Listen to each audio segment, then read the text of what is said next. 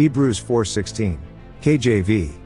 Let us therefore come boldly unto the throne of grace, that we may obtain mercy, and find grace to help in time of need. The book of Esther in the Old Testament is an amazing record to the faithfulness of God.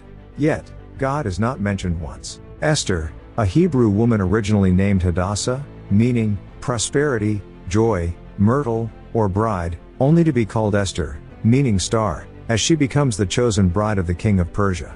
There was an ancient enemy of the Jews at the time, who held high status in the Persian court named Haman.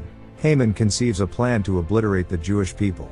It is at this time that Queen Esther finds herself in the crucible of choice. Does she stay silent and live out her days as Queen of Persia? Or does she intercede on behalf of her people?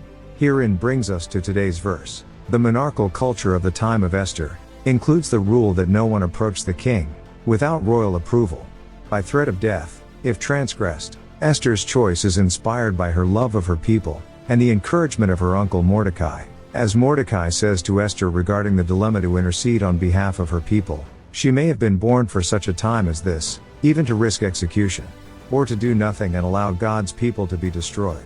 Esther chooses to boldly go before the throne of her husband and king, trusting the consequences of her actions to the God of Israel.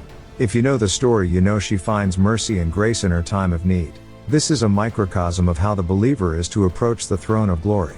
By the blood of Christ we are made part and parcel of the bride of Christ Jesus, his church. Therefore we may approach the majestic seat of love and power, without anxiety or shame, rather with confidence and adoration. How about you, my friend? Can you say you are able to approach his throne? Why? Or why not? .dotg@dhbclv